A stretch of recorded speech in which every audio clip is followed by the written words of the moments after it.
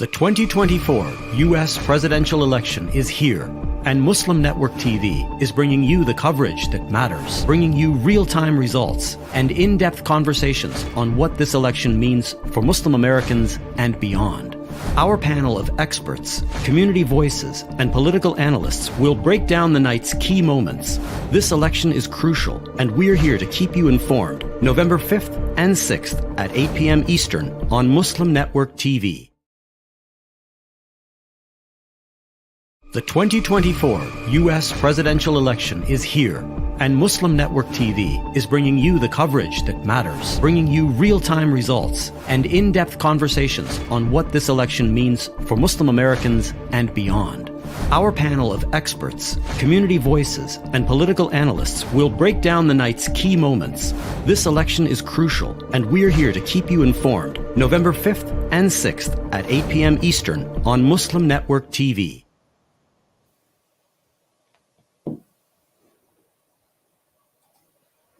Assalamu alaikum. Good evening and welcome to Muslim Network TV's special election coverage. I'm Hannah Zubairi, joined by Imam Abdul Malik Mujahid. Tonight, we'll be bringing you live analysis, insights, and real-time updates on this pivotal 2024 U.S. presidential election. This is a profoundly consequential election, and for many, especially within the Palestinian and American Muslim communities, it's a moment of heightened tension and deep concern. The issues at stake tonight are not abstract. They touch on fundamental questions of human rights, justice, and the future of our nation. The policies and decisions set in motion will impact millions here at home and far beyond our borders, including those facing hardship and suffering because of conflict abroad. We bring you live reports from key states, expert commentary, and reflections on what these election outcomes could mean for our communities. Our goal tonight is to offer clarity, context, and a pathway forward as we navigate uncertain times together. Thank you for joining us. Well, thank you so much, Hannah. It's a unique election. A 78-year-old Donald Trump knocked out 81-year-old Biden. And despite 2 impeachments, 4 indictment, and despite being a convicted felon, has overcome Vice President Harris' lead of 5% in a month. What is the power of Trump? And the 60-year-old Harris lifted the Democratic Party of Biden with joy and surprise in a matter of weeks. Has Democratic Party lost Muslims for good as they're moving towards Green Party? Why Democrats could not allow a Palestinian American to speak at the Democratic National Convention? Very good question. And Muslims, with Palestine in their heart and mind, seems to be abandoning Democratic Party in droves. Political action committee among Muslims are popping up everywhere like mushrooms. And opinions, Islamic scholars are jumping in the ring with the third party endorsement and outnumbered by imams who endorse Harris. And Trump, the guy with Muslim ban, he went to a Muslim restaurant to eat halal. I hope he ate halal burger or something in Dearborn, Michigan. While calling Muslim vote for him, vote for peace. Have Muslim arrived in American politics? Well, we'll explore this and many other questions. But Hina, what are the election results? That's what everyone is interested right now. Well, as you know, the polls have been just closed at 8 p.m. and results are slowly going to be coming in, and we'll be updating you as we get them.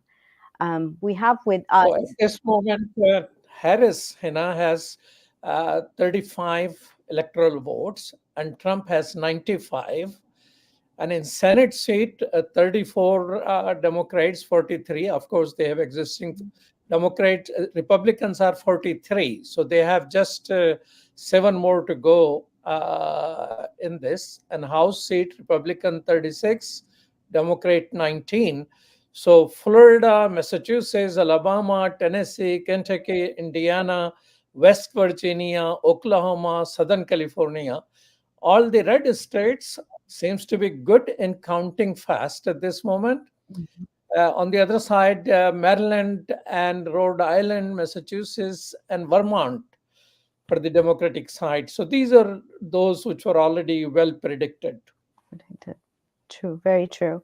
And I feel like so we are seeing a lot of exit polls as people are leaving the polls, and even though the polls don't close for haven't closed in many states, especially with the time differences, the trickle of network exit polls has officially started, and democracy is shaping up to be a significant issue in voters' minds. Democracy mattered most to 35% of the respondents to the National Election Pool exit poll, according to NBC News. And the economy was right behind with 31% of voters, followed by abortion with 14%, immigration with 11%, and foreign policy just mattered to a paltry 4% of the. So, is this surprising to you, Imam Mujahid? Or it definitely is, considering the Muslim community at this moment watching genocide day and night. And I think good part of America is also watching. But that seems to not matter. So Muslims care perhaps the most for foreign policy. I think exit poll, they do ask for religion. So Mhm. eventually those numbers will come out, that who are these people who are concerned for foreign policy. But the whole third party move in the Muslim community is based on the foreign policy issues. Sure. So question is, did Muslim fail to take their allies in interfaith movement, blacks, Latinos, and progressives? They're normally together on many issues. But in terms of Palestine and foreign policy, that seems to not matter at all. Very, Another thing very which interesting. surprised me, which was not asked by the exit poll, which is of ABC, NBC, and many other organizations, Mhm. but Gallup came up yesterday with Mhm. the likely voters, and they asked a question about character. So only 3% of America said that character matters to them. Among them, only 1% Republicans, Very, very interesting. despite the fact that there's a rapist and a convicted felon, which is being supported by half of America. Exactly, and it does make us a laughing stock in the rest of the world. So at this time, we do have a guest. We're going to invite Robert Brandon, president and co-founder of Fair Elections Legal Network. He started this in 2006 as a national, nonpartisan organization whose mission is to remove barriers to registration and voting for traditionally underrepresented constituencies and improve overall election administration through administrative, legal, and legislative reform. Thank you for joining us, Mr. Brandon. It's very nice to be here. So, Brendan, is normally being said that it was, you know, a very calm and collected, no violence and things like that. But it was particularly peculiar that there were 7 bomb threats in Georgia and in a county which is a black majority county. And now FBI is tracing it to Russia. How does collaboration happen? Russia is watching which county has blacks? Well, I can only say that the election officials have been spending the last 4 years getting ready for this election, and I think they're really well prepared to run a fair and effective election. And yeah, it's really unfortunate that we've seen these random, basically unfounded bomb threats, but it's enough to temporarily close some of the precincts in Georgia. And they've been extending hour or time that people can vote at those precincts. So hopefully it won't have a big impact. My concern is more to make sure that every American has an opportunity to make their voice heard, and it's so important. And that's what our organization does. We're a nonpartisan organization, but we really think it's really important to make sure that everyone knows how to cast a ballot and knows where to cast a ballot, and to make sure that that ballot gets counted. And we spend a lot of time educating people about the process. We're in court trying to make sure that the process stays open and fair. And we have one of the largest programs in the country educating young people on college campuses to make sure that they understand the role that they can play in making a difference about the futures that they want to live in. So, Bob, the Fair Election Center, once elections are fair, your job is over, or you keep an eye that whether people will accept the results of the election? Well, so certainly the work we do with young people is to make sure they understand that their voices are not finished when they make their voting preference known, that they have a role to play in holding election officials accountable, about pressing the issues that they care most about. Really in this country, an awful lot of the movements that have made a difference have been led by young people, starting with the civil rights and voting rights movements that really were run, motivated by young people on many of the historically Black college and university campuses in the 60s and late 50s. And certainly protest against the war in Vietnam, efforts to make sure that people understand climate change matters. Mm-hmm. And as you all know, many young people have made their voices heard about what's going on in Gaza and are very concerned about it. So do you expect the elections from election rules and laws 2020 to 24, you seems to be saying have improved. Do you expect the reforms to continue, or it is not exactly improving? Well, I think they haven't all improved. There have been plenty of places where they've been moving backwards. And, I think we saw, for example, with young people turning out at very high numbers and other folks in 2020, shortly thereafter, some of the more conservative-led legislatures passed laws to make it harder to vote, to cut back on early voting, to cut back on mail balloting, to require strict photo ID laws to vote, or even to ask for a ballot. So that's happened. And at the same time, a number of states have done the opposite. They've really recognized that what's important is to make sure that their citizens of their state have full opportunities to cast their ballot and to make their voices heard. As an example, Michigan, they've really made a big difference in the last few years, opening up the process and embracing the idea that we need to think about all the different ways we can make it easier to vote, not harder to vote. So, Robert, I'd have a question about, so you saw in several of the exit polls that democracy was a concern for many of the people as they were leaving the polls. So why do you think, could you shed some light on this, and what do we expect in after tomorrow?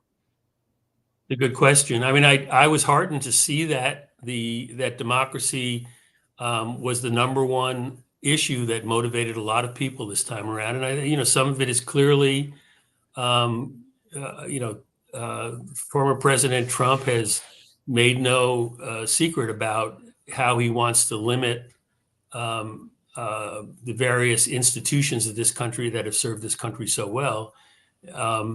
And has said some things that are just really surprisingly, as you were saying, Abdul, having somebody saying some of those things and still getting them as much support as they do. I think people don't really recognize that when somebody says that they don't believe in the Constitution and that they see this country as half people that agree with us and the other half enemies, that's a real problem. That's not how our democracy needs to thrive. And that's not how, we've been able to sort of help protect the various elements of our society.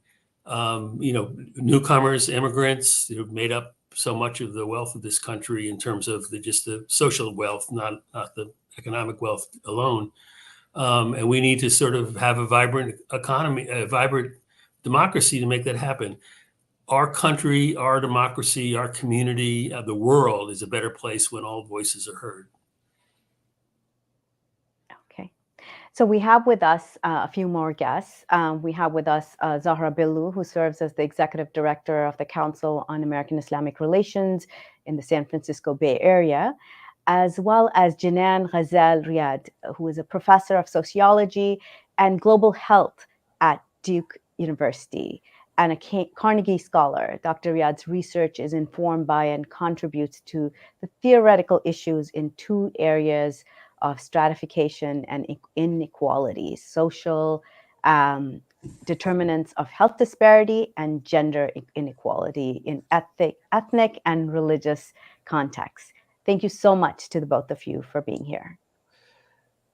Well, Dr. Janan, one question I have for you is, what type of election? I mean, from sociological perspective, it seems like Trump is talking to working people language and he's winning them over.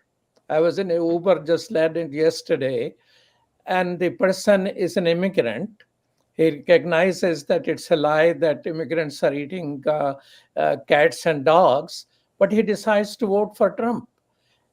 Is he winning over the working class as compared to which used to be domain of the Democratic Party for a while? Thank you for having me, first of all, and thank you for that question. I've spent the last 20 years studying the Muslim and Arab vote in the United States, and more broadly, how they fit into the overall landscape. And what you just mentioned hit the nail on the head when it comes to Muslim identity politics. The assumption is that there is a Muslim community out there that's very homogeneous, that all shares the same beliefs, that all vote based on the same shared identity, when that's far from the case. And I think that's what we're seeing here tonight unfold. Had you had me on a week ago, I would have made a strong case for where Kamala Harris was sitting. She's a current vice president and really between a rock and a hard place in terms of making a stand on certain issues that don't contradict the sitting president and undermine her own legitimacy in doing so. Trump is speaking to the base level of what people want to hear where they're at. And what I mean by that is if you are a working class immigrant and you are struggling to make ends meet, it's not your Muslim identity or your immigrant identity that's the most important to you. It's about putting food on the table and about security. And I would say what's happening in the Muslim vote right now across the country is exactly the most American thing I've seen happen, which is very short attention span to what's happened in the past. Trump talking about the Muslim ban, talking about the right kind of immigrant and it being a white Western European immigrant. All of these things are sort of in the past. What people care about is what's happening in their lives now. And I think that's the most important thing to understand, that the Muslim vote is very, very heterogeneous. Well, we will have to know more about how Muslims are voting. CARE issued a survey just a couple of days ago, which says 43% of Muslims are going for the third party, 41% for Harris, about 10% for Trump. I don't know after eating a halal burger if Trump votes have increased or where they are. But Zahra Billu, welcome to Muslim Network. One of the things which I'm happy to see, ongoing genocide in Palestine has encouraged Muslims to participate, but I see so many political action committee popping up in Chicago. I've seen at least 10, 15 of those. Where were these people before? And now Islamic scholars are jumping in, giving quote-unquote fatwas about elections. And then other imams issuing a statement which is counter to what they're saying. Very interesting type of a scene, unlike last 30, 40 years. Assalamu alaikum. Thank you for having me on, Imam Mujahid and Hina, and it's good to see you, Bob and Dr. Janan. I've got you all open on one tab, and then I've got the AP updates for every swing state open on the other, and then I keep trying to do the math between the swing states because I know we've run all the hypotheticals, who needs to win how many states to see what happens. You're right. There has been just such momentum around this election. And I would expect no less of our community and our allies. This may or may not be the worst genocide of the last century, but it most certainly is the first one to be live streamed that all of us are watching. And so there is a clear understanding that Israel's unchecked violence against the people in Gaza is only made possible through US funding, weapons, and diplomacy. And so people who care about this issue have risen up, and they are now seeing and fully understanding the consequences of US elections on US foreign policy, and then by extension Palestinians on the ground. It's a great question, Imam Mujahid. I know you've been doing this work for that many decades, but our community is still young, right? Mm-hmm. And I remind myself of this when I get frustrated with them, is that they, at least Arab and South Asian immigrants, so Black Muslims have been in the US for centuries, but Arab and South Asian immigrants are a newer community. And so their maturation in advocacy, in the systems that exist here, in the funding processes, are going to take time. And I hate that it took a genocide for us to get here. The question I am asking in my nonpartisan work is, what will we do tomorrow?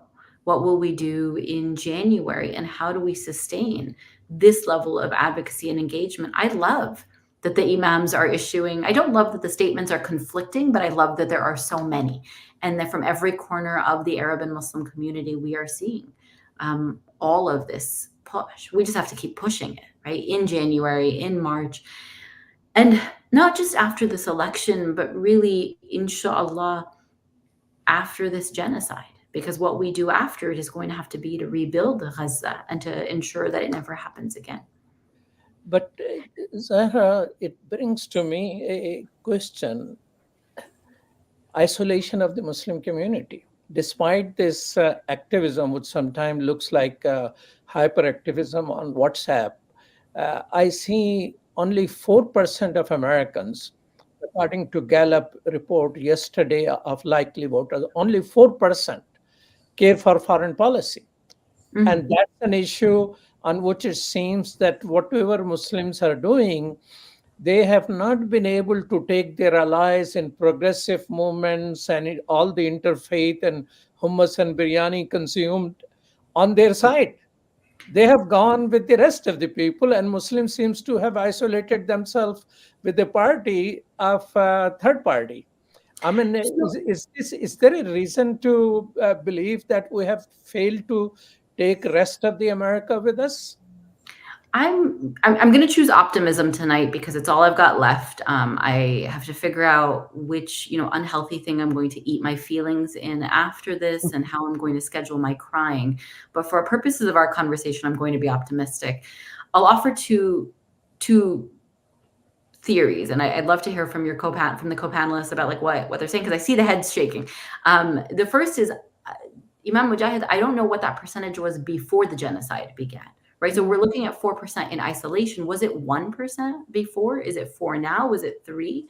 Let's celebrate incremental progress. I think even without poll information about the specific presidential election, it is fair to say that Palestine has risen in the American consciousness in the last year.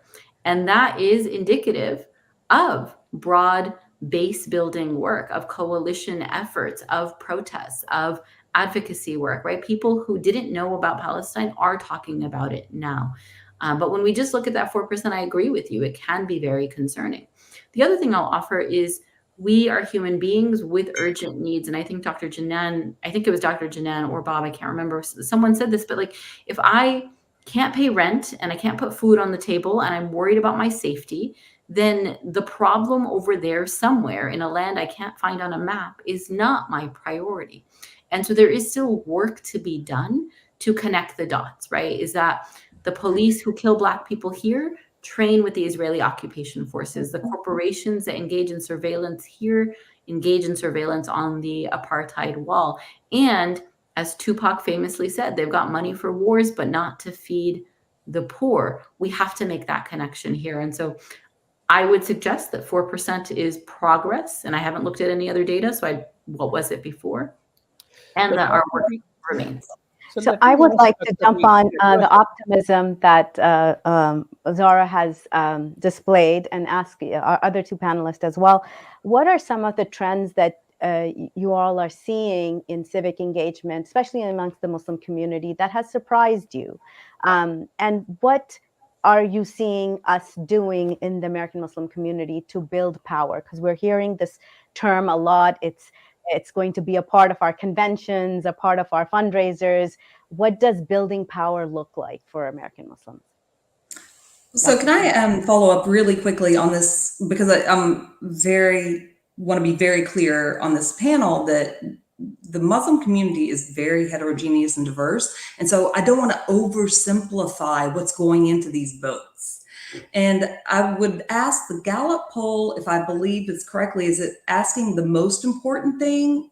That 4%, what's the question exactly? Because foreign policy has always been low on that poll. And so it's not necessarily that it's only 4% of people who care about it. Yeah, the question is that what is the most important factor or issue determining which candidate you are voting for in this year's presidential election?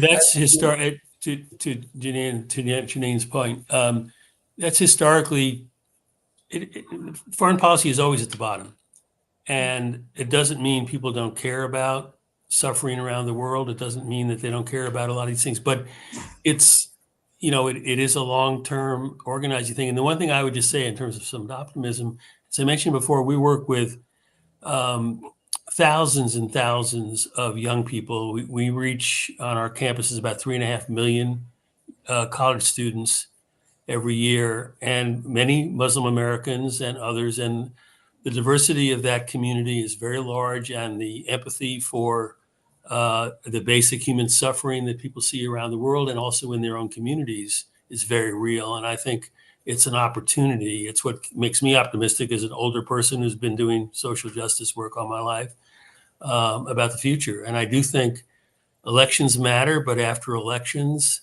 the work continues. Just like with the civil rights movement, young Black men and women were beaten, and they would go vote, and it didn't make a big difference yet. And then they were beaten again, and they went to go vote again, and it kept on going. And eventually you build power, and you gain connections with other communities that have common cause and similar interests. Dr. Reed, let me ask you this. What's the power of Trump? The guy who's a convicted rapist, he's a convicted felon, and he's 78-year-old, and he knocked down a sitting president who is just 2-3 years older than him. What is his power? So I'm going to answer that and answer Hannah's question about the optimism, because they go hand in hand. So what's happening here is what's happening in the Muslim American community is happening nationwide, which is people feel injustice. They're looking for justice, whether it be, whether their economic situation or the racial situation, it doesn't matter. People are looking for someone to come and say they're going to make it right. And so Trump has this noxious ability, in my personal opinion, to say the right thing to the right crowds at the right time. Kamala Harris, let's remember, she's a Black female and would be the first female president in the United States. She's climbing an uphill battle to begin with. So there are multiple things going on behind the scenes. And even in that Gallup poll, when people say they're voting that's most important, that doesn't necessarily translate into their vote. And that's what we know. On the optimistic side, what we're seeing, this panel is a perfect example. the Muslim American community has mobilized and is exercising their voice in a way that they want to be heard. Now, we can personally disagree with that direction, whether it be the third party or whether it be Trump or Harris, but the fact that there is such a great sense of urgency in bringing out the young people and bringing out the vote, I think that's a very positive sign. And it couldn't be more in line with other American groups. And that's something that I feel like maybe I'm speaking to people who already know this, but I say this all the time. Muslim Americans are like other Americans. Their identities are complicated. I'm a mother, I'm a daughter, I'm a professor. All of those things matter for me. How they matter for how I vote isn't easily chalked up to a survey or to a poll. But the fact that the Muslim American vote is even being discussed in such great, across social media platforms is a really, really positive outcome I see from this election. Excellent. I think we're going to bring on Ehsan Lekki as our guest. Thank you so much for joining us. Ehsan Lekki is a distinguished leader in social. Okay. So we just heard that she's not here yet. We'll continue our conversation, and let me just ask my producer if we have some of these other guests. We have Tom Hastings with us. Okay. So we're going to perhaps do one more round of questions with our current guests and then bring on Dr. Hastings, inshallah.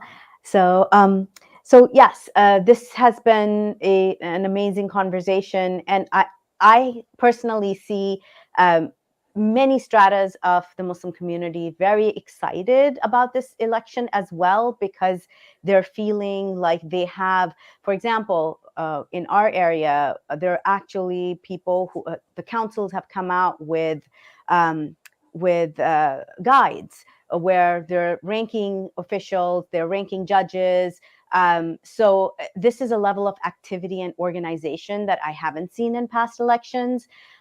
We're also seeing, as Imam Mujahid was talking about, political action committees, billboards going up. We're seeing a little bit of this pushback, like, we want to push back against AIPAC. And so that sort of language is also being shown in, in the discussions amongst leadership as well as lay people. And so I'd like to ask all of you, are you seeing this across the board in different states as well? Or is it just majorly a DC thing? So I'd love to get your input on that. I've been monitoring all over the country today with our staff, and we have like over 420 students that are fellows of ours during the year, all year long. Okay. And the turnout has been enormous. And I think that, the turnout, I assume, with the Muslim American community is going to be quite large. And that is a statement in and of itself, no matter how people break down in terms of whether it's third party or not. That's important, as you were saying. The community is now more in the discussion, and obviously the things you're citing are being done internally by leadership, and that's really important. But the turnout is, I think, going to be really interesting. That's going to be one of the big stories, I think, tomorrow and the next day and the day after, while we still wait for a count that may take a few days to come in. Zara, what are you seeing out in the West Coast? It's been incredible. And there has been a lot of concern, sadness, apathy. And it's funny sitting in California where so much of our conversation is urging people to look down ballot rather than just the presidential ticket, knowing we're going blue no matter what and no matter who. But there are watch parties happening at Masajid tonight, right? Masajid haven't traditionally hosted watch parties, and they're at halal restaurants, and there have been candidate forums all weekend.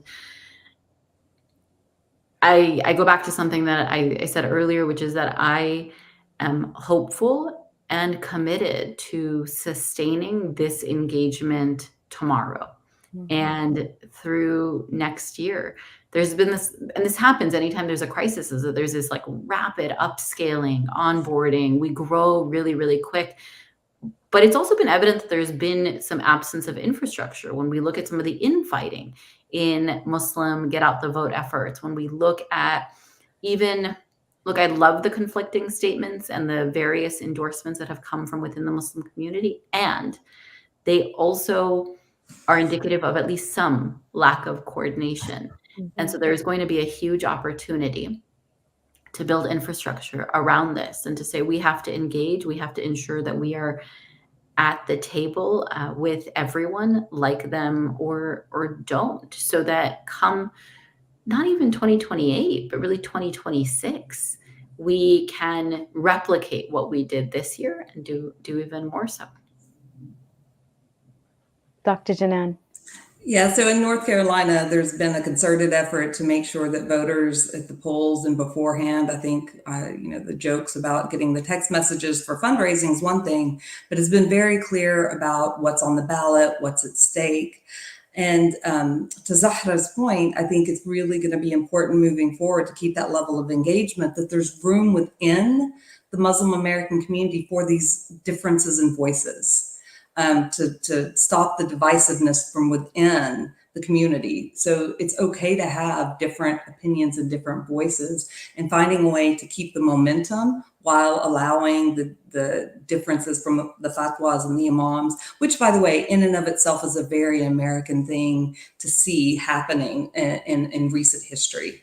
The Muslim bloc, the Muslim vote, if you will, really came to the fore in terms of the American popular culture and awareness after 9/11, when Muslims really became more active in realizing that to be seen and to be heard and to have a voice in their own future in the United States, they had to mobilize. So I think we have seen this instance in the past where, traumatic instances, whether here on the US soil or what's happening right now in Palestine, is motivating action. And it's going to be important in the coming days and weeks that we stand firm together for what Abdul said was the number one reason that the Gallup poll, democracy, so that we can see that democracy wins. Thank you. No, thank you for that. And thank you, Robert and Dr. Janan, for being with us tonight. We're going to take a short break and we'll be right back. Stay with us. The 2024 U.S. presidential election is here, and Muslim Network TV is bringing you the coverage that matters, bringing you real-time results and in-depth conversations on what this election means for Muslim Americans and beyond. Our panel of experts, community voices, and political analysts will break down the night's key moments. This election is crucial, and we're here to keep you informed. November 5th and 6th at 8 p.m. Eastern on Muslim Network TV. Hi.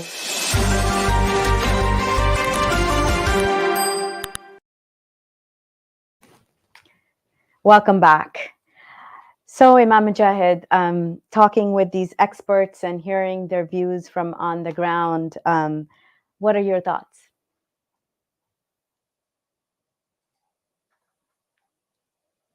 Somebody has muted me, so I have to unmute myself. Don't try to suppress my voices, folks. I like the positivity and the optimistic tone of Bob, who works with younger people, and Zahra. She has a gear for crying and a gear for optimism. I'm scared. I'm worried. I mean, the polarization which we have seen, people are talking each other garbage and junk and this and that. And recently today, Vance called Harris trash. So all of this language of violence, that was what was happening to a Palestinian. They were called insects and two-legged animals and this and that. And where did it take? A dominant force, Israel in this case, funded by America, is killing people left and right. And And we are sitting here with human rights charter, with genocide, never again, and all of that. So yes, it is good to be optimistic, but I'm concerned about violence in this country. If Trump does not win, what is going to happen? The other day I was thinking, I'm a guy who, doesn't care for guns or anything. Should I have something to defend myself? Is it honorable to get attacked while you have nothing to defend yourself? I mean, just imagine a person sitting right here wondering about what is happening to our country. And when democracy is reduced, all the chances for those young people he is talking about will also be reduced. Yes, when the Definitely. fairness in election goes away, fairness and democracy does not rise. I mean, democracy, fairness, justice to me does not stay at one level. Either it goes up or it goes down. It goes up because we work on it. It goes down because despite our work, we lose. So I'm concerned. I cannot be put a gear of optimism at this particular juncture unless you show me some results which will make me happy. So maybe that will change my mind. Yeah, we're waiting for those updates. And as I was reading Ryan Grimm's from The Intercept this morning, and he says, he put out a few things that I'd like to get your commentary on. So he says if Kamala wins, the Congress goes. The chance she also takes Congress relies on a number of miraculous upsets. So Joe Manchin is leaving the Senate, and his Senate seat is leaving the Democratic caucus for the rest of our lives. And that takes the Democrats down from 51 to 50 seats. And then we see in Montana, John Tester winning extremely narrow races in 2006, 2012, and 2018. And so that's something to keep an eye on. And the polls are showing him that he's down as well.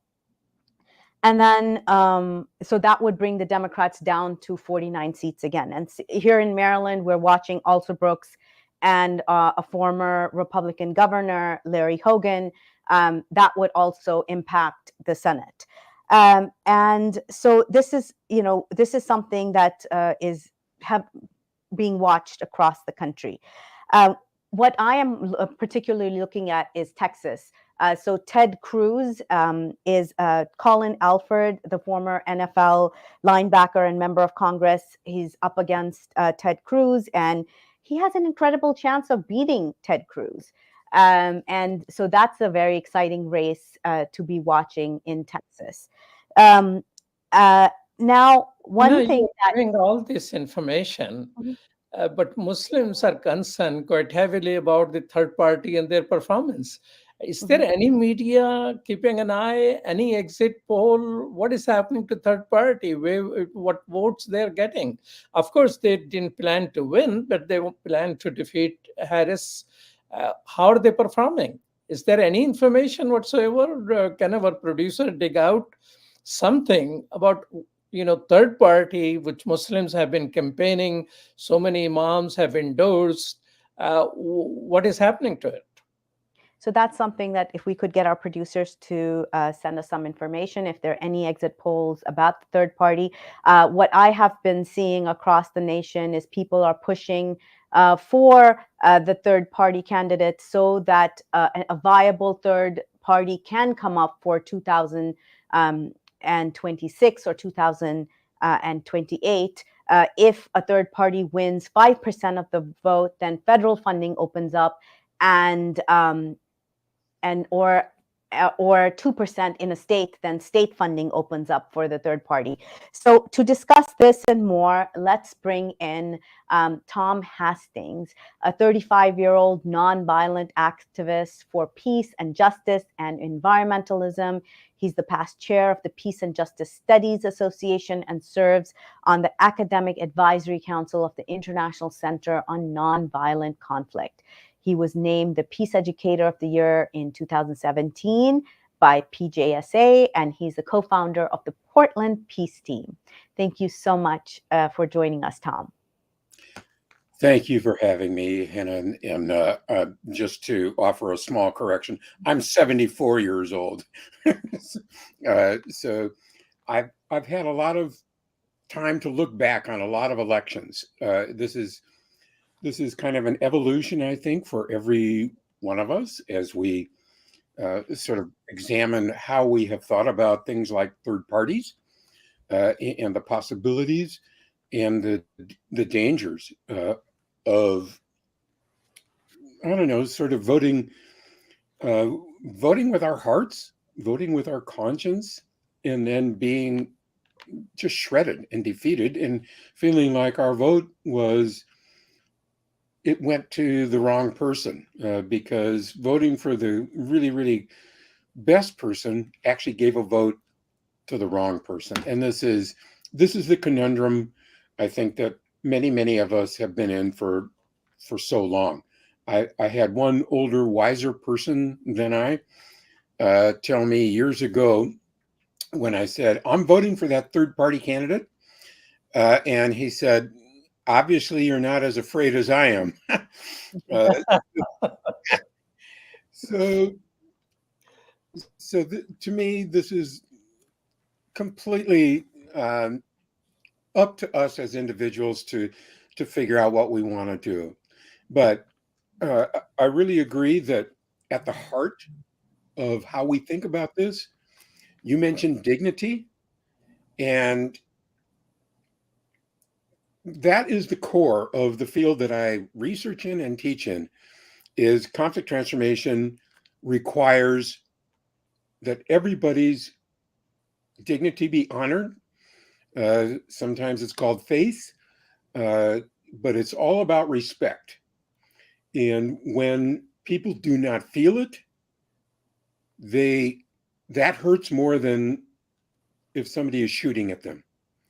This is what history shows us, is that if you insult and demean people, or if they have that perception, then they are going to react in a pretty ferocious way, whether it's, and I don't necessarily mean violence, I mean like, you look at the Arab American community now, and it's like, okay, fine.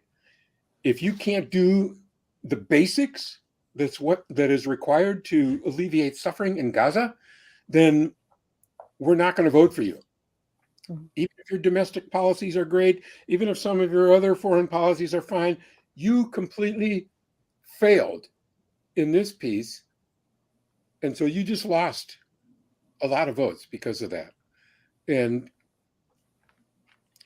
so So Tom, Imam Mujahid talked about dehumanization, and he's seeing that language of dehumanization in this election. And as we look at this election and we remember January 6th and what transpired right here in our nation's capital, how worried are you about violence tomorrow or in the weeks after this election? So I'm one of the co-founders of the Portland Peace Team. We're part of the unarmed civilian protection units around the world. And I can tell you that today, as I went downtown to my university, I saw numbers of places being boarded up for that exact reason, is that my town has suffered a fair bit of political violence, and merchants, and this includes small businesses. Like, you would think that they would be at least out of the circle of those attacked, but they're not. There's so many people who are just so enraged that they're kind of approaching it like, burn it all down, no matter what. So again and again, in my town, downtown in Portland, particle board, plywood, it's going up on all the windows, or a lot of the windows on a lot of the businesses. So this is a recognition that we are in the middle of an era of political violence. And I consider our city to be relatively safe because we are not an open carry state, for example, like Michigan. Michigan is very polarized. They're an open carry state, and the Meta Peace Team, and who has units on the ground right now in Palestine, in the West Bank, not Gaza, but West Bank. And they've been doing this for decades.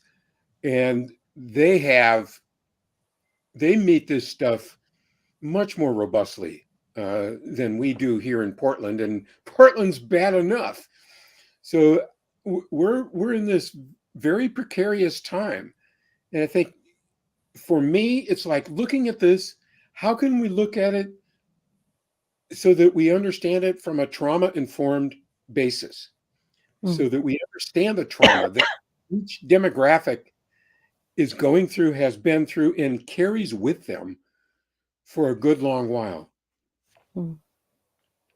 And this is a great point to bring in Dr. Amina Al-Din. Dr. Amina is our prestigious guest. We're going to bring her in. She's a professor emeritus of Islamic Studies in the Department of Religious Studies at DePaul University. Welcome, Dr. Amina. Assalamu alaikum. Assalamu alaikum and hello. And I see Henna has the same cough I have. Oh no! I thought It's one going is around. Okay. Tom, in listening to you, I think one of the things that I've heard a lot of is the Democratic Party has become so big tent. It doesn't know who's in there, how to control them, says yes to anything, doesn't highlight what it does right. What do you think about that? I mean, is it, I don't know if that's called liberalism or it's craziness. A big tent. It's big tent, but not for Palestinians. They, they got a Israeli hostage-related family on a stage, and Palestinian and Muslims kept begging. A Palestinian Democrat was not allowed to be on a stage. So yes, it's a big tent with a lot of ifs and buts for certain people. Well, I think, also the guest on the last segment this evening talked about, I was glad she corrected herself, that immigrant Muslims and their descendants are just getting a bit of a handle on this whole political front. It would have been nice if they had asked African American Muslims, but they didn't.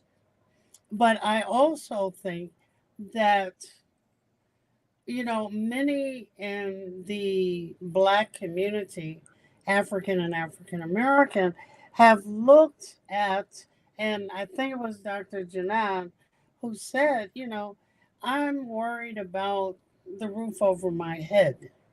I got to put food on the table. You're not talking about any place Muslims are on the continent, Sudan or, the Congo or anywhere else where all hell is breaking loose and many more people are dying than in Gaza. But we didn't take the opportunity, even you, Tom, who knows a lot, to paint a bigger picture of what's happening globally. Stuff in India, stuff in Pakistan. I mean, stuff is happening everywhere. How do we get those in the know to help us get a handle on the large? It's not the first time that Muslims have voted for the Republican Party.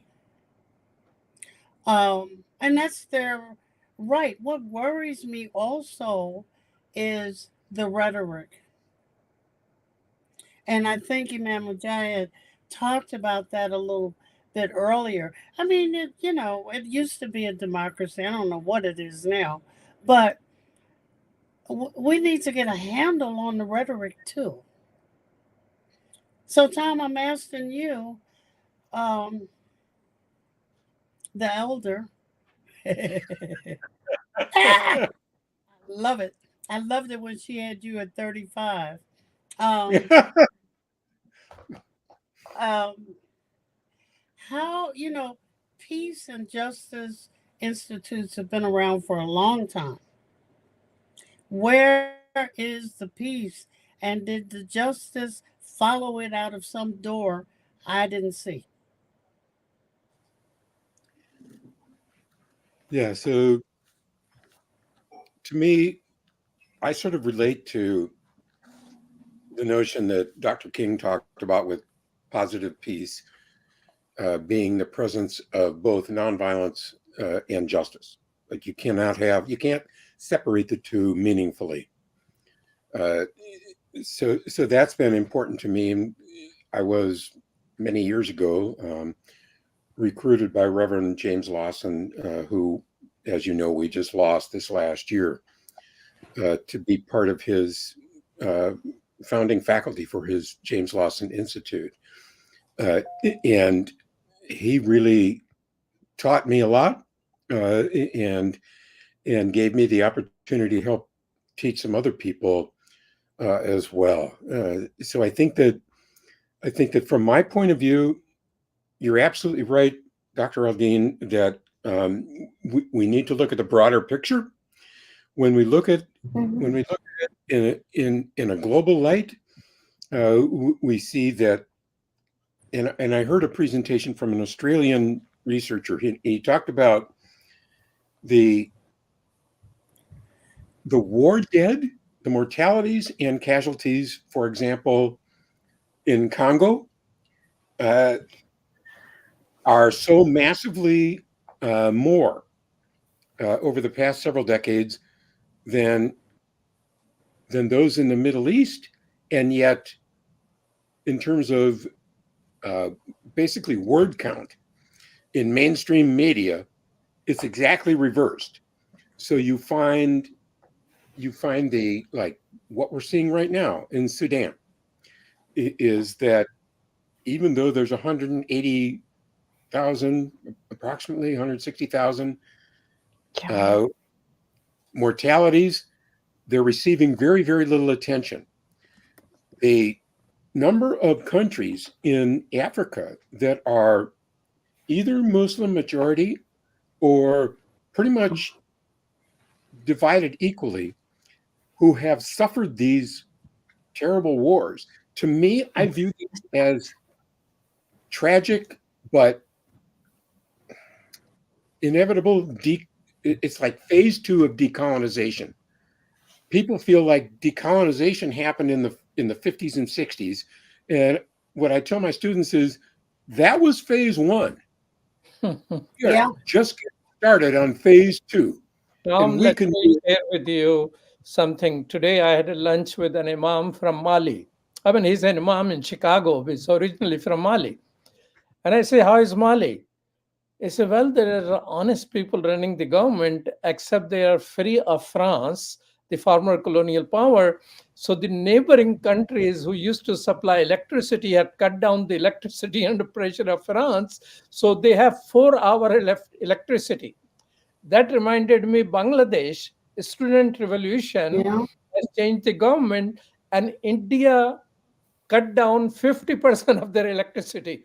So you're talking about the colonial variable, but this colonial discussion, last time we were discussing just a few minutes ago, I mentioned only 4% of people who were polled by Gallup say that foreign policy was the critical issue in voting.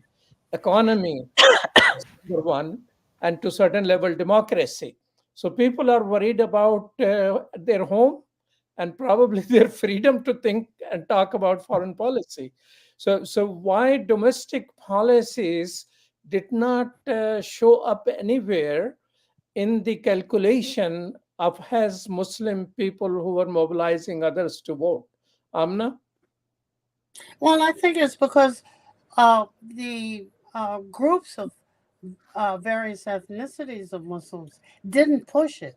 They didn't have an agenda to take to meetings, not only with those running for president, but the vice president, the city council, you've got to take it to all pieces. People didn't 4 years ago get in positions to be in the electoral college. It's a whole system here. If you don't like it, that's one thing. But if you don't get in it to defeat it, that's like choking yourself. I mean, we've done, as Tom said, the third party issue. What was his name? Ralph Nader. I think I had just gotten old enough to vote, or I was close. And the issues surrounding third parties was everywhere. Muslim communities paid no attention.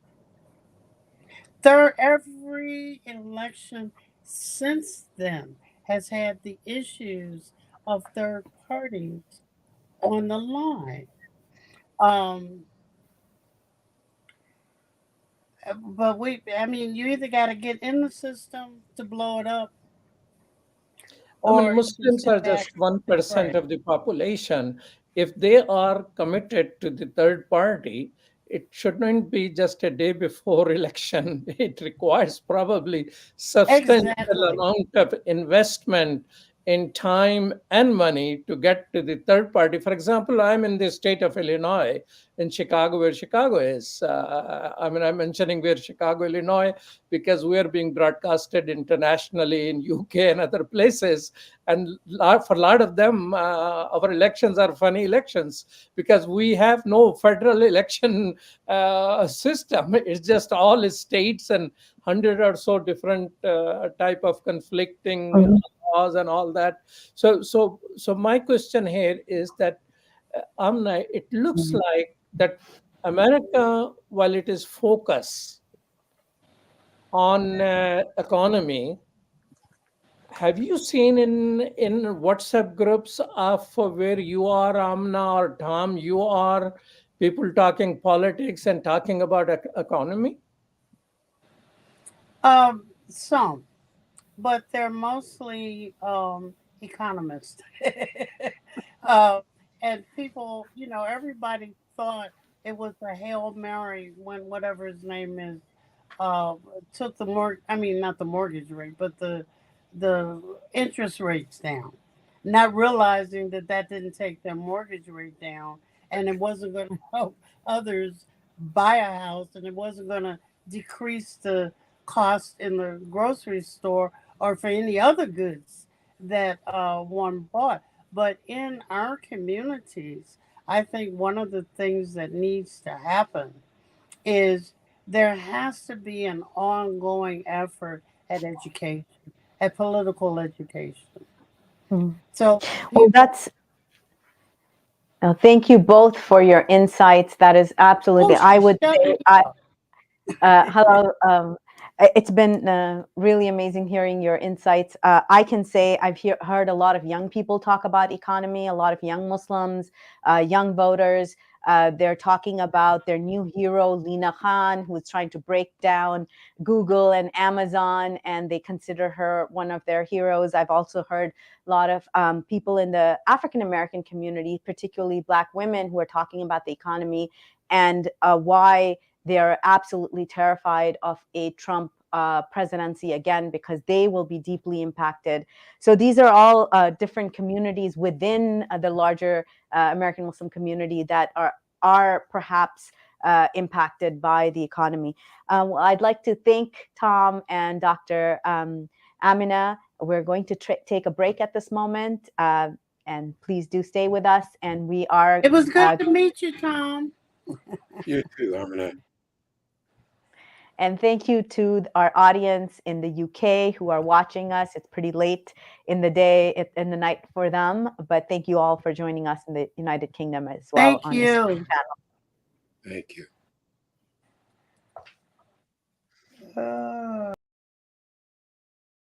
The 2024 U.S. presidential election is here, and Muslim Network TV is bringing you the coverage that matters, bringing you real-time results and in-depth conversations on what this election means for Muslim Americans and beyond. Our panel of experts, community voices, and political analysts will break down the night's key moments. This election is crucial, and we're here to keep you informed. November 5th and 6th at 8 p.m. Eastern on Muslim Network TV.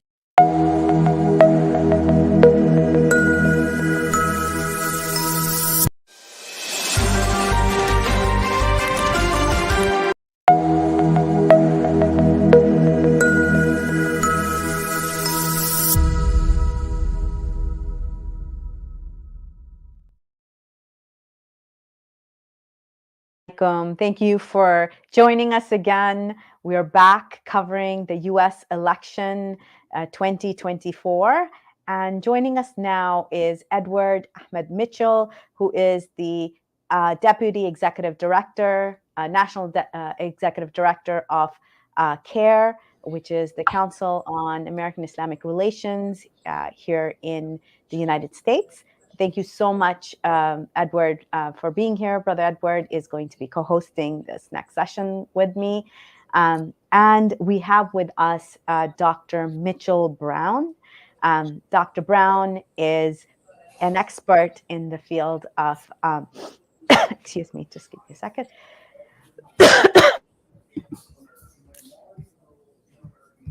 You want me to take it, Hina? Sure. Okay. So, assalamu alaikum, everyone. Good evening. Good to be with you, Edward Ahmed Mitchell. Thank you all for joining us on this historic night as we're watching these results come in. I'm very happy to welcome on our guest, Professor Mitchell Brown.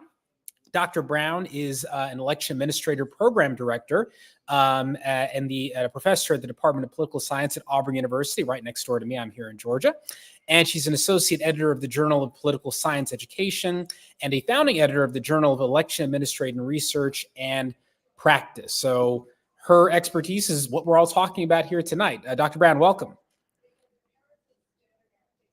Thank you very much. Good. So, Dr. Brown, tell us just a bit about the work that you do. I mean, this sounds like it's very important work, and it's something that people may not be familiar with if they're not in academia. Can you tell us a bit about the work that you do on elections? Yeah, so the center that I work with, we have served as the curricular faculty for the National Association of Election Officials, also known as the Election Center, for the past 35 years. We train election officials from around the country in best practices in public administration, as well as in election law and current practice. We also have a team of researchers who work with us, and we study how elections are run across the states and the territories in the U.S. Absolutely. Well, that's important work. So tell us, in recent years, I assume you've been busy since 2020. What kind of desire have you seen out there for, the service you provide, the expertise you provide? What kind of work have you been doing recently, would you say, is some of the top line things you've been doing? Yeah, well, in addition to the training, and that has certainly been at the forefront of the work we've been doing, there's been a lot of turnover in the profession of election administration itself because of the expertise needed among election officials and the technical expertise and the increasing professionalism that the field needs given how fraught it is right now. So that's a big piece of what we've been doing. We also do a lot of research looking at a variety of different practices out there with changing laws. For example, we've done a lot of observation work looking at hand counts in places where they happen. We've watched implementation of new laws across the states. We have a training program for students. In fact, I'm in DC right now with 10 students who've been job shadowing on election day. And so we're trying to stay on top of all of the really important topics that are going on in the field right now. Absolutely. What are the challenges that you're looking out for tonight on this election night? What are you worried about? What are you expecting? What are you nervous about in terms of this election procedurally going well? I have to apologize. I am not in my office. I'm using the DC board's office, and I'm not understanding a lot of the things that is being asked right now. Okay, yeah, I think your internet's going in and out. Dr. Brown, why don't we'll pause there, see if your internet comes back in a stronger format, and we'll come back to you, Dr. Brown. So hang tight. We'll see if we can get maybe a stronger internet connection. Assalamu alaikum, Imam. Good to see you, Imam Majad. Wa alaikum salam wa rahmatullah. How are you doing, Brother Edward? I'm good, alhamdulillah. I'm just, like all of you, I'm on the edge of my seat. So what is with Georgia? In Georgia, yes, we say that a particular county which has a lot of black voters have 7 bomb threats, and now they are traced to Russia. What is going on here, brother? Yeah, What well, are it's not the just account Georgia. reviews? We've seen bomb threats in Pennsylvania. We've seen bomb threats in Arizona. So it appears to be a coordinated effort to try to, disrupt elections, create chaos. I don't think, we can say for sure who's responsible at this point. Certainly, the allegation I've heard is Russia, but who knows for sure. I don't think it's going to deter people from voting. These are obviously hoaxes. So there has been no actual bomb that's gone off. These are hoaxes from around the world. And so I don't think it's going to stop people from voting. But the goal is, I think, in a close election, if you can make 10 people at one precinct, 20 people at another precinct not vote, you never know what the result could be. Obviously, remember Al Gore and George Bush in Florida, 537 votes could be the difference. So not a good thing that's happening, but I'm pretty confident it's not going to change the result of the election, inshallah. So you being in the swing state of Georgia, how is it? What are the projections? Are there some exit polls, and how the Green Party is performing there? Because a whole lot of Muslims were supporting the Green Party, essentially on the issue of Palestine and how the perceived Democratic Party candidate was treating them. So has there been swell people voting for Green Party in Georgia? We don't know yet. As you know, Donald Trump lost Georgia by 11,770 votes. And so one of the things that Georgia Muslims and others who oppose the genocide in Gaza were pointing out to Vice President Harris is if even just a small number of those voters, whether Muslims or African Americans, young voters who oppose the genocide, decide to vote third party, that can make the difference in Georgia because of how tight the margins are. So I'll be very curious to see if Jill Stein ends up getting 10,000 votes, 11,000 votes, 12,000 votes, and whether or not that ultimately is greater than the margin of victory for Trump or Harris. We don't know yet. It's still very early. Votes are still coming in. I'm watching it now. But, in a few hours, we should know whether or not, that third party vote was significant, whether or not it impacted the result of the election here in Georgia. So those people who were standing, voting, and opting for third party or campaigning for it, what was their goal? Essentially to defeat Harris? No, I think if you talk to, for example, members of the No Peace Coalition, they were actually calling on Vice President Harris to commit to suspend offensive weapons to the Israeli government. And if she had promised to do that, they said, we're going to vote for you. And if you don't do that, they said, many of us will not be able to vote for you. These are voters who absolutely do not want to see Donald Trump in office, but many of them just said, as a matter of principle, we can't bring ourselves to vote for Vice President Harris if she doesn't break with Biden on Gaza. So I'll be curious to see how many of those voters ended up actually supporting the vice president or voting third party or staying home. Obviously, from my perspective, and I think the Muslim community's perspective, we want everyone to vote, no matter who you're voting for, Harris, Stein, Trump. We want to make sure people are making their voices heard. And my hope is that we're going to see high turnout from all communities, including the Georgia Muslim community, no matter what the election result is. By the way, it looks like Dr. Brown is back. She's got good internet. Professor Brown, can you hear us? Yes. Oh, yeah. Okay, great. So I have a question for you. So we've been talking about the third party a lot. So third party candidates often raise critical issues that are ignored by major parties. So do you think these voices will be effective in shaping any policy post-election? Third parties have the best chance of affecting policy post-election when it's clear that a lot of people really support them and support their messages. And one of the ways this happens is by attracting a number of voters, though one of the effects that this has when we see it happen is take away voters from one party or another.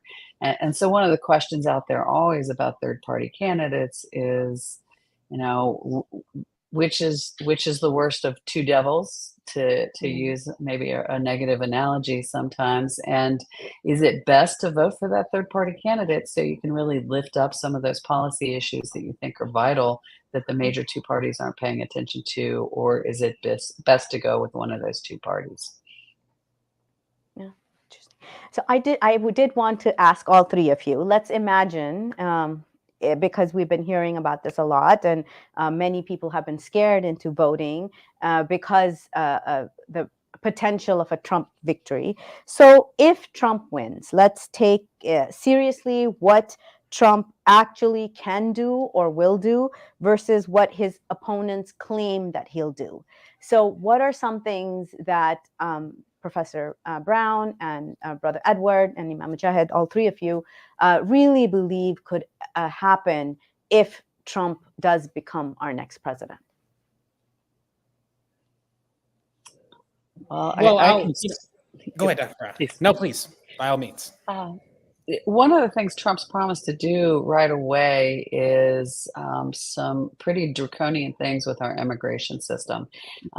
Though it's not really clear how effective and how quick he would be able to be with some of the things that he's promised on the campaign trail. And my expectation is a lot of those things that he's promised, he will in fact not be able to accomplish, particularly as quickly as he thinks he can accomplish those things. And so I'll say that to start. I think Muslim ban, he will come up with some sort of it because he has promised to do that, because that's easy to do that. Because also, according to CARE survey, which came out, only 10% people are voting for him. In the last election, I think it was 9% Muslim this time, despite he ate some halal burgers in Michigan. Only 10% people probably, according to that survey, is if it is the same as the actual one. So he will do some of those things, but it is not a policy issue about him. To me, America, when they were asked about character, does character matter in voting in this candidate or that candidate? Only 4% of Americans agreed with Gallup on that issue. To me, it's a character of a nation. A rapist, a convicted felon, a person who uses vulgar language, who demonizes people, immigrants, Americans, anybody.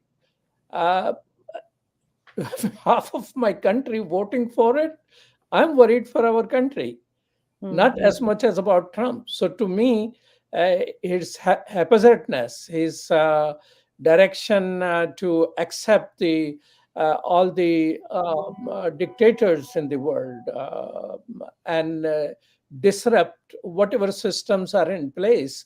When you do those things, things get harmed. Economy could be harmed with too much experimentation, because America needs immigrants. We're not producing enough children. And even if we start producing enough children today, as Trump backer Elon Musk is asking America to do, it will take some time for them to grow up. So this country needs immigrants.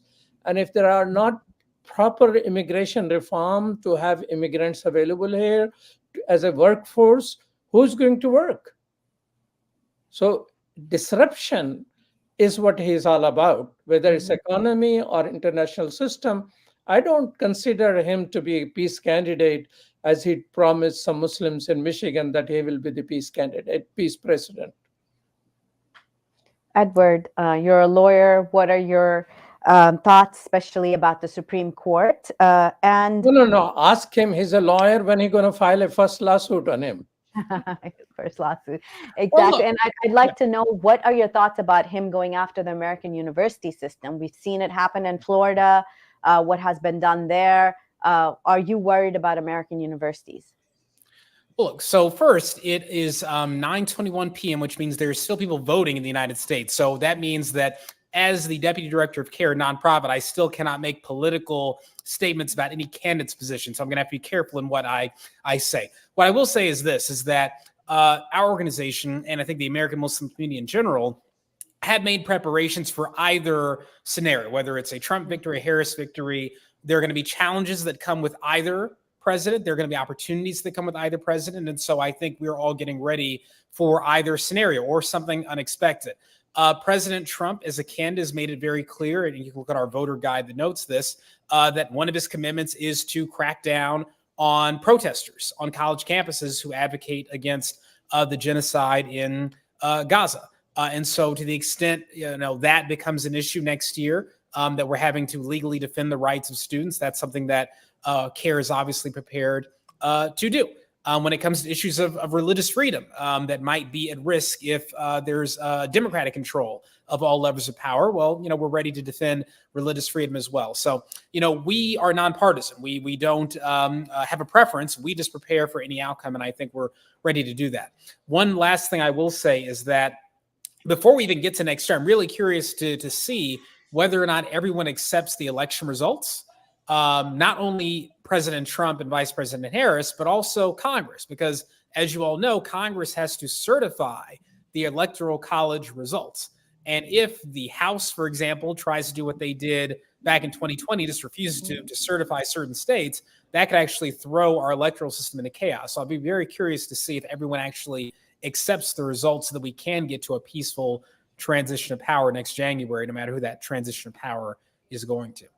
Edward, that's a very important point, considering that the current speaker, he was among those people who were coming with legal explanation of denying President Biden his certification. And he's the Speaker of the House. Is that the secret they were talking about? Well, I don't know, but it's important to note that back in 2020, Republicans did not control the House of Representatives, and so they voted to oppose Biden's elevation or certification, but they weren't a majority, so they couldn't stop it. This time, they are the majority in the House of Representatives, so it's a different scenario. And so, if the House GOP were to refuse to certify, for example, a Harris victory, if that's what would happen, we'd be in a very interesting ballgame in terms of American history. But again, we'll see. That's what I'm curious about. Okay, so this is a good time to bring in our next guest, Zainab Ali. Biza Zainab Ali is an adjunct professor at Columbia University and at Barnard College. So thank you so much, Zainab, for being here with us. And we'd love for you to join in this conversation. You've been following us in the studio. What are your thoughts? Thank you so much for having me. I was listening to this conversation. It's like, really nice to be speaking to a group of people, who are, I think at the same wavelength. We are all, I think, at this point in time. So I'm joining from New York. And I can share with you what all I have been seeing all day and in the previous weeks as well. The ways in which specifically because I work with young people. So there was one thing that was very noticeable in during this electoral process. One of the things that we I think noted as academics was that there was a large group of people who are, in Professor Jeffrey Sachs' word, very conscientious, non-voters. So a lot of people came back and they were like, we are conscientiously not voting. So this was a new trend, which I have not seen in the past 3-4 elections. I have never actually, there was always a sense of purpose. So this was something that we noted. And previously also, for example, if I were to talk about the trends that we were witnessing in New York, there were long lines of early voters, and there was a very particular and noticeable absence of a group of, a particular demographics, right? Middle Eastern voters, South Asian voters. A lot of young people are not voting. So these are some of the things that, were happening today, and we were speaking about it earlier. And I'm not sure how this contributes, but these are some of the things that, are noticeably happening in terms of the university related. And that is a somber note. And obviously a lot of the young students who have been through a lot, they have been the face of the resistance, the struggle against this genocide in the United States. And so for them not to be at the polls. So we've heard from other groups that they did see a rise in youth voters across the states, but anecdotal. You're saying you haven't seen many youth voting on at the polls. So this is we'll find out more tomorrow and as the results come in. But Dr. Brown, if you'd like to comment on some of the trends that you've been noticing. Before we do that, let me share with you.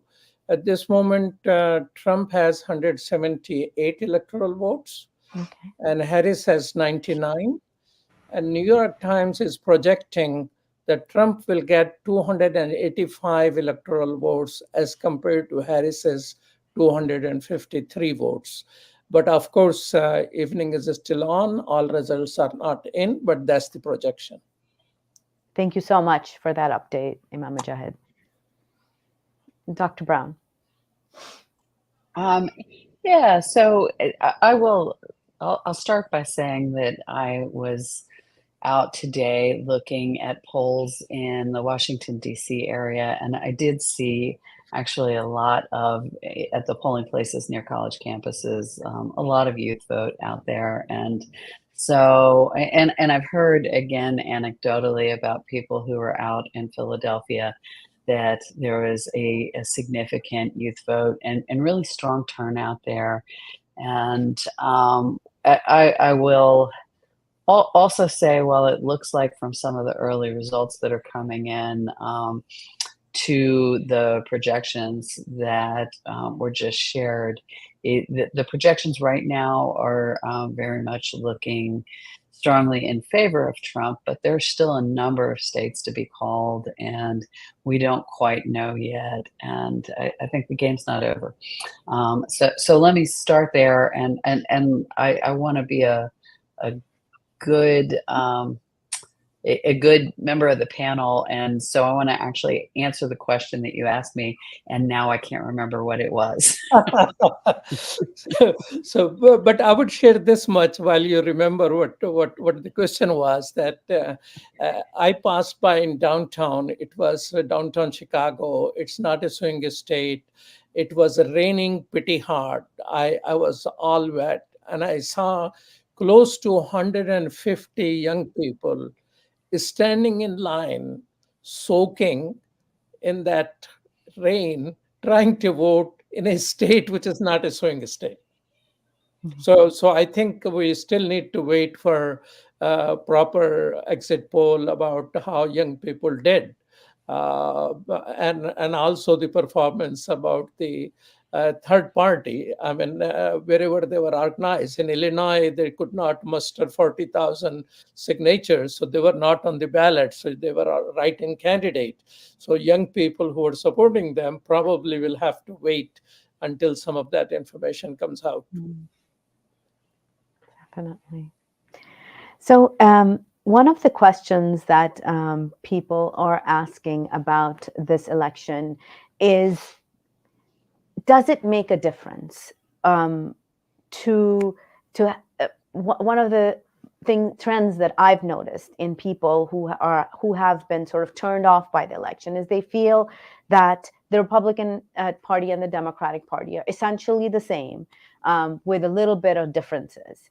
And those differences have become, especially since the Democrats have moved much more to the center, and they don't find themselves under this big tent that they had felt like they were in 4 or 5 years ago. So I'd like to get your thoughts on that. Is this something that you all are noticing as well? And is this concerning? Yeah, I'll jump in here and say that while it is true that Harris as a candidate is a much more moderate candidate, in part because she's a former prosecutor, and she's also been trying to encourage independents and moderates to vote for her and not vote for Trump. what that has done is essentially shifted the tenor of the Democratic campaign to the center, and so slightly more right. But I think one of the other things to keep in mind as we think about what's happening with American politics right now, and why this election is so important, is because Trump completely disrupted the Republican Party as we knew it, and as we knew it for a very long time. And one of the big questions moving forward in terms of are the Democrats and the Republicans really the same party, you know, a distinction without a difference, which is a narrative about American politics that we hear particularly from other countries that have multi-member districts with proportional representation, and you get a lot more diversity in the voices because you have so many different parties out there that the U.S. politics are, you know, the two major parties are, you know, essentially the same thing. But what Trump did to the Republican Party and what he's done to the Republican Party is disrupt that party so much that it's unrecognizable to traditional Republicans. And this election, I think, will either solidify that for the Republicans moving forward or disrupt it. And I think one of the things that a moderate Democrat Party was sort of hedging on was getting him out and trying to stop the Republicans from going where they were going under the Trump presidency and under the Trump leadership of the Republican Party. Professor Brown, you mentioning that she is a moderate and have moved towards slightly towards the center. Has the counter change happening on the Republican side, that it has moved towards a little bit more towards working class people?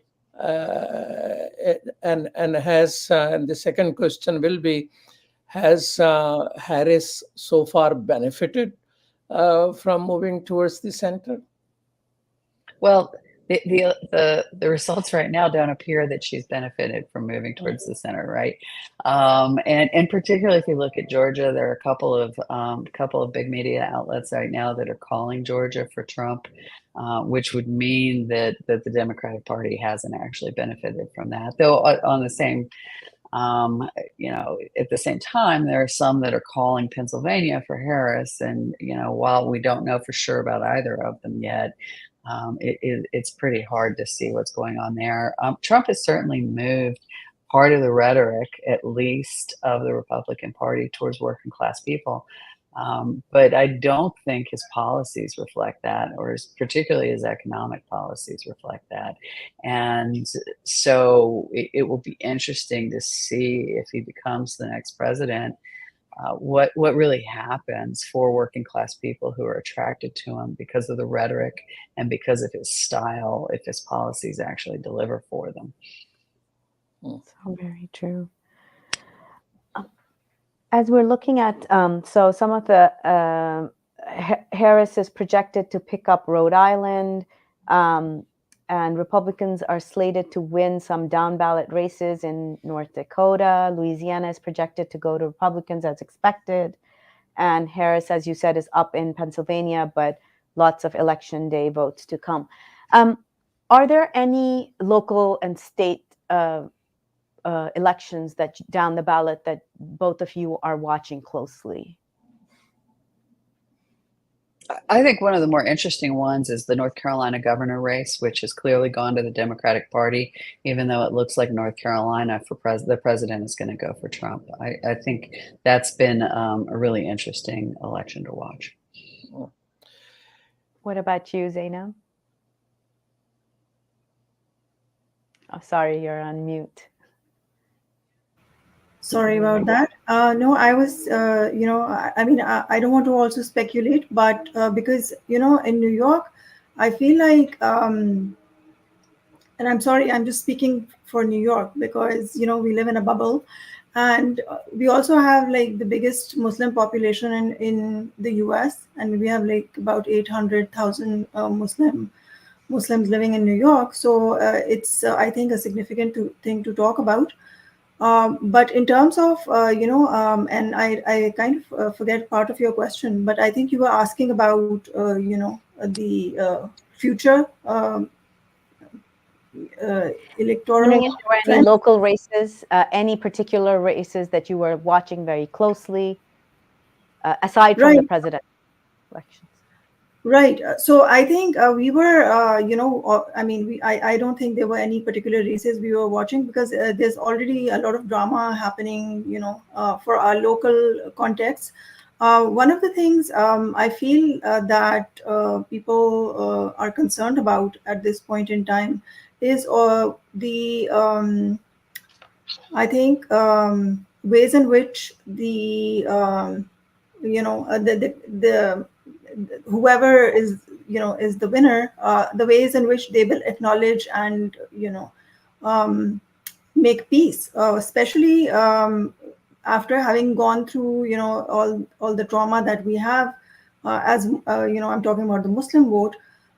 There is what we feel like, a complete invisibilization of the violence, of the political violence, right?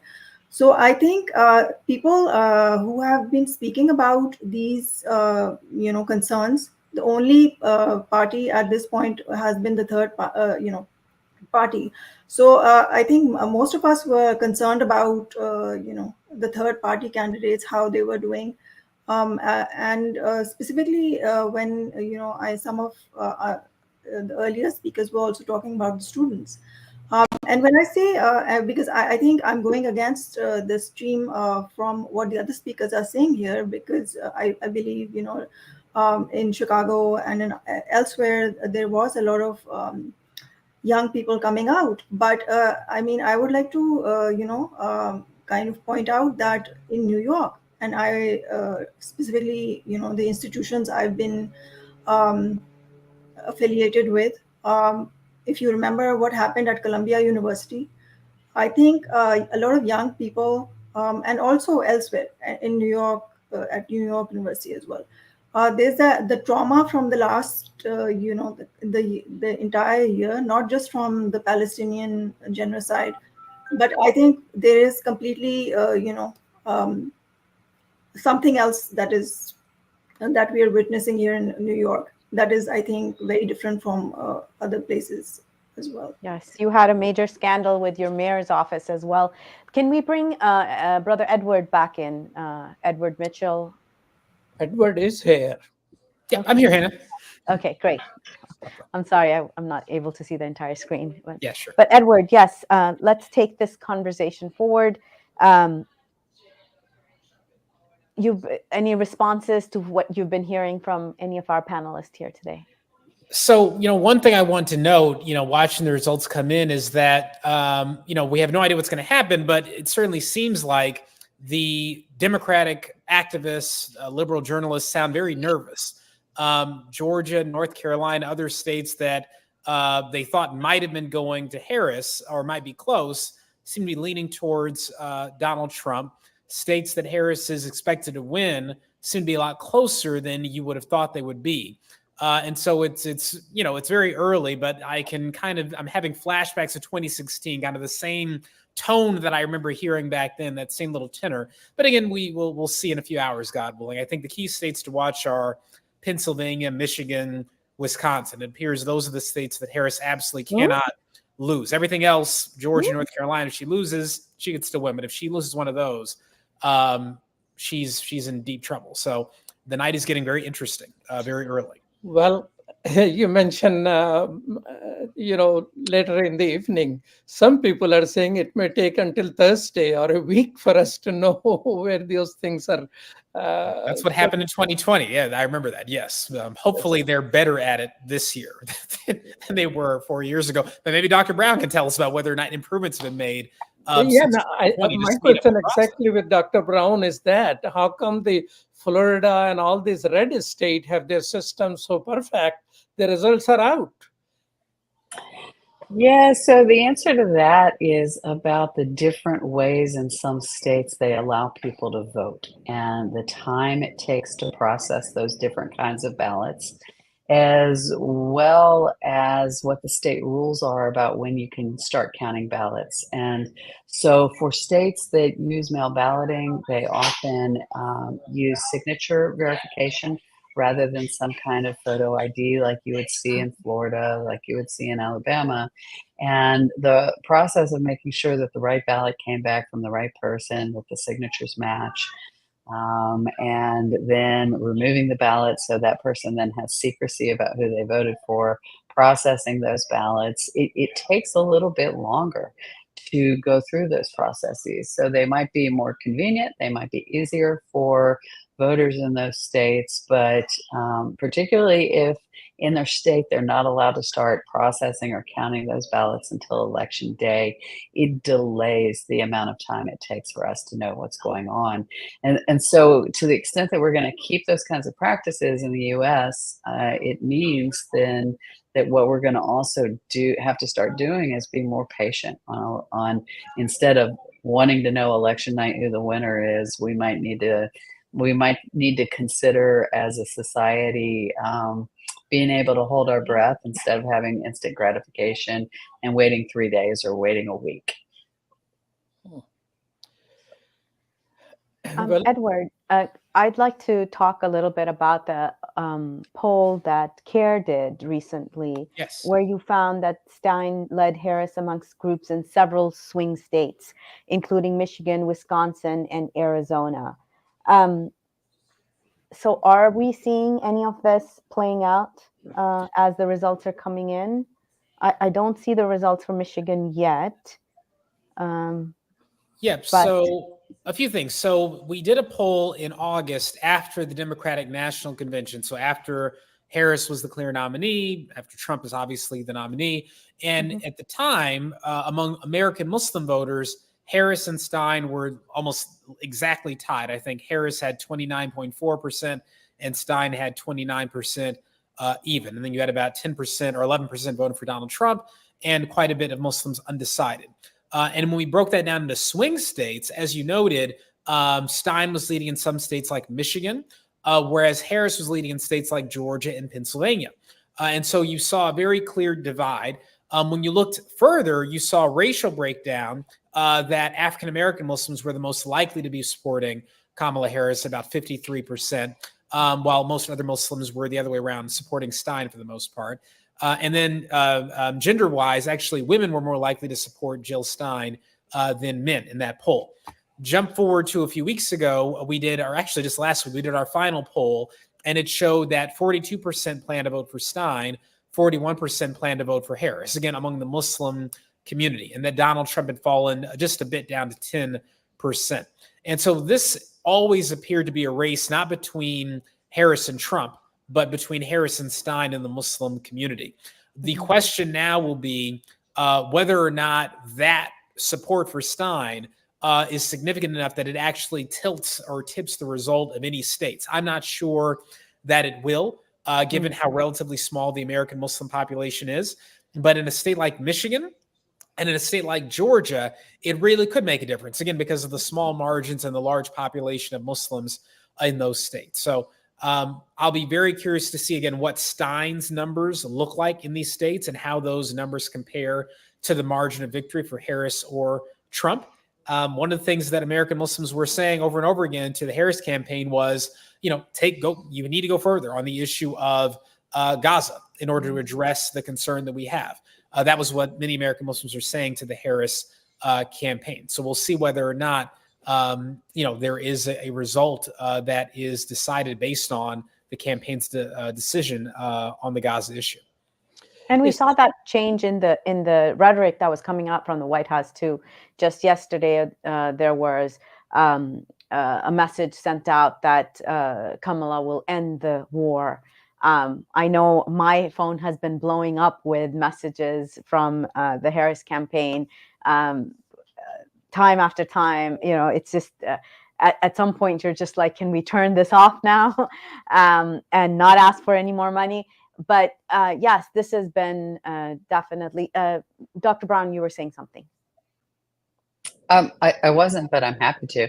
I think that these comments or the figures from this poll actually speak very well to the issue that we were talking about earlier about the role of third-party candidates and what effect they have. And if the Muslim community really is supporting Stein to the extent that affects Harris, presuming then that the vote would be for Harris as opposed to for Trump, that's a real problem for Harris. And if the election comes down to 10,000 votes or 2,000 votes in a particularly tight state, it again speaks to this issue, this constant battle we have in the US about these third-party candidates for presidency, and a real challenge for people about how they cast their ballots and what the effects of how they cast those ballots might be.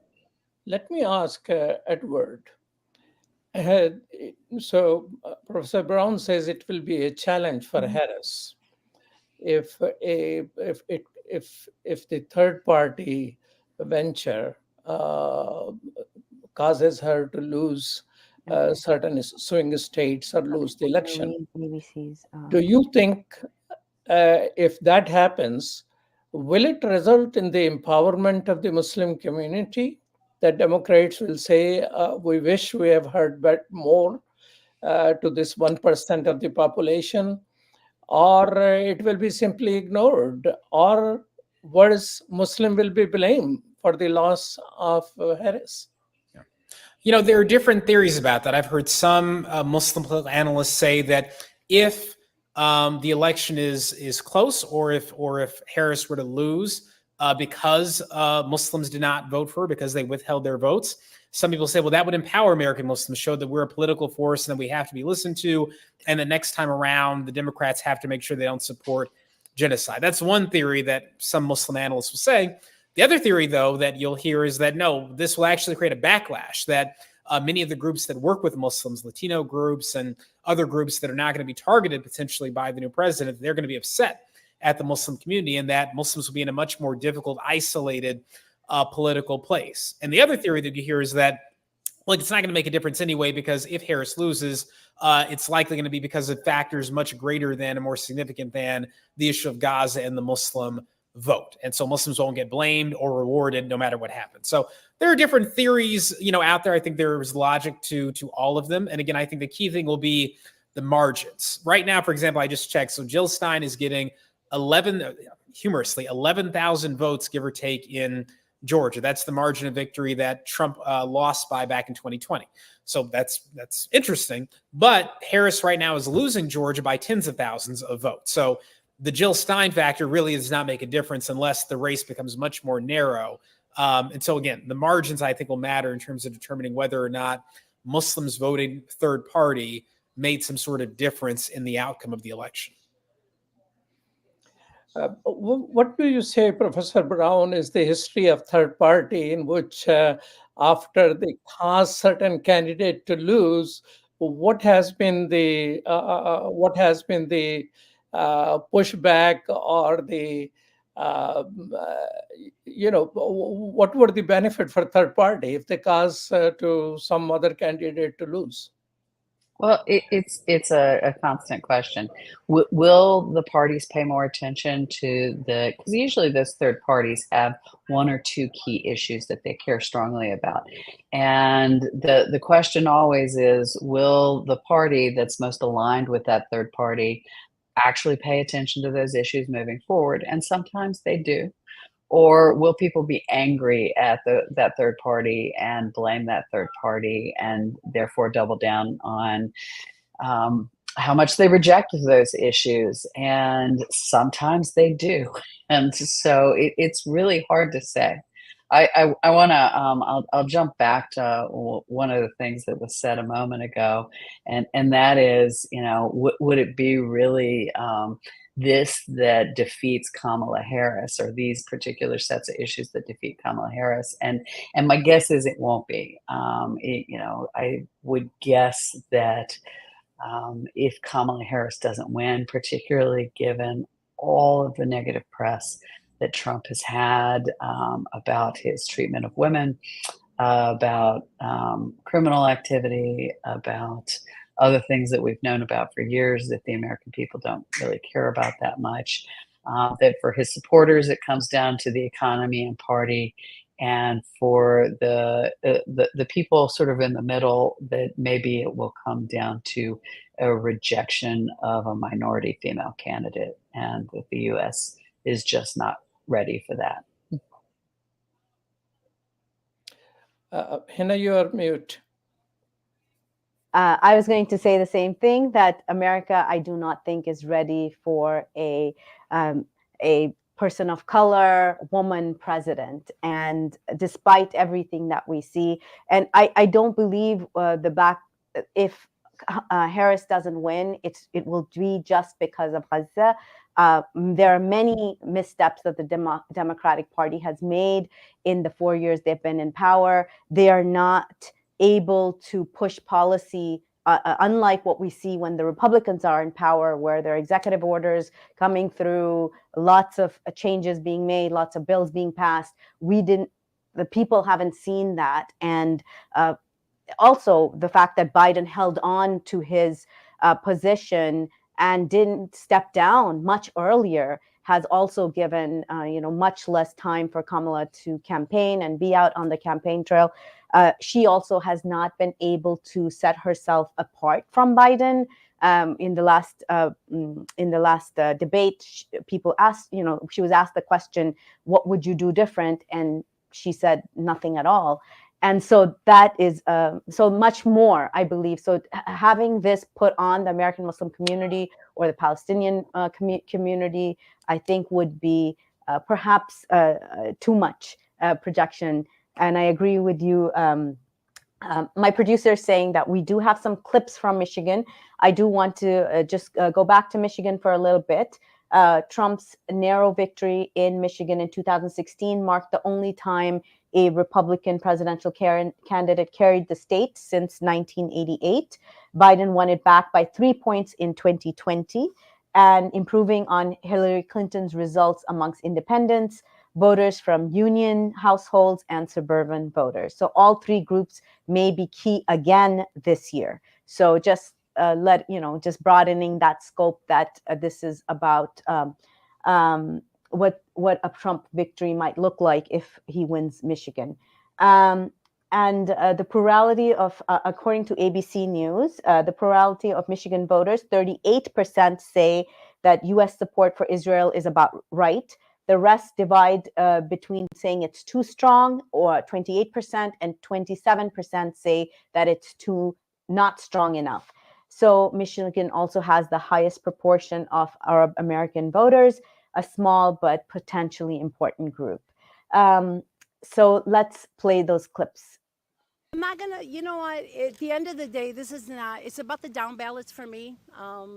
There's a lot that happened over the year, and I think our government has been complicit, and they have, in not making decisions based on humanity and peace. I got families and people that I know that can't even put food on the table and put gas in their car, but yet we're sending billions of dollars everywhere else. I think we as a nation, as American citizens, need to let these politicians know that we are no longer standing by, and that we are holding you guys all accountable, no matter what party you're from. I'm hoping that we can punish the Democratic Party for everything that's happened in the past year, to show them that we're not going to have unconditional support, and they can't fearmonger us about the Republican Party enough to be afraid to not vote for them. I'm an Arab American, so hopefully the Arab American voice will be heard more, especially in what's happening in the Middle East and in Gaza and Lebanon. I'll stick to myself for that, but hopefully somebody who will bring peace to the world. It makes me exhausted. Candidates are constantly here, massive election ad push. I think at the end of the day, something I'm really excited for is just to have all of that calm down at least a little bit. Well, those were some of the voices from Michigan. Any thoughts listening to them? Imam,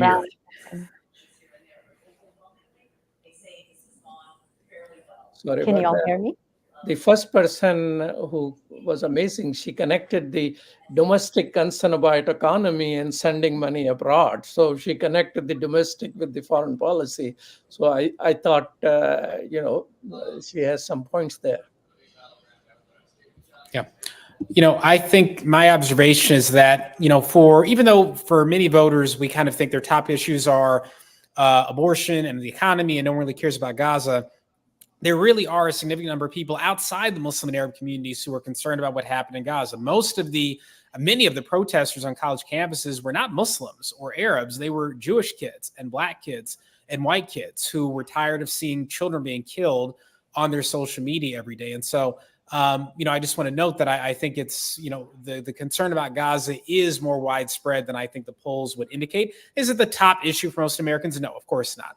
But I think it is an important issue for many Americans. And I think it absolutely contributed to the drag on Joe Biden's approval rating. I think it actually has contributed as well to some of the struggles the vice president has faced as the genocide continues.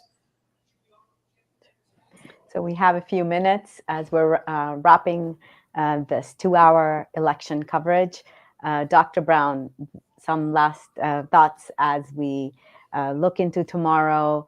How should we prepare for tomorrow? It might be too late for some of our organizations to prepare, but how would you suggest that people who are worried about violence, especially as election results come in, and not accepting of election results, what are your thoughts on that? Yeah, I hear people from both conservative and liberal families concerned about violence, and they're concerned about the other side. And I think one of the problems that we're having right now as a nation is we're in this period that political scientists refer to as affective polarization, which means not only are we very polarized politically, or we feel like we're very polarized politically, but we've polarized in such a way that we demonize the other people and the people connected to the other party, and we turn them into somebody who's evil as opposed to somebody who shares our community with us. And I think that's why everybody is so concerned about violence. And it's not just Democrats worried about Republican violence like January 6th. It's Republicans worried about Democrat violence. And I think the thing for everyone to do is to remember that we're all in this together, that we're, despite our differences, one nation, and that we have to work together. And that my expectation going into this election is that we wouldn't know for quite a while because of the amount of court challenges. And maybe that won't be the case. Maybe it will be clear tomorrow morning who the winner is. But what we all need to agree to do is to stop turning the other party and people connected to the other party into the enemy. Imam Mujahid, any concluding thoughts? And Dr. Well, there's just 1 minute left, so I will restrict to at this moment 178 for Trump, 99 for Harris, and New York Times has increased the chances of Trump winning to 73%. So we're at the end of our coverage. We will be here again tomorrow at 8 p.m. Eastern. We'll be broadcasting both in the United States and on Islam Channel in the United Kingdom. We'll have special bulletins throughout the day on Muslim Network TV, and our election coverage will continue with more analysts tomorrow at 8 p.m. Please do join us. Thank you so much to all of you for staying with us, and assalamu alaikum. Walaikum assalam wa rahmatullahi. The 2024 U.S. presidential election is here, and Muslim Network TV is bringing you the coverage that matters, bringing you real-time results and in-depth conversations on what this election means for Muslim Americans and beyond. Our panel of experts, community voices, and political analysts will break down the night's key moments. This election is crucial, and we're here to keep you informed. November 5th and 6th at 8 p.m. Eastern on Muslim Network TV.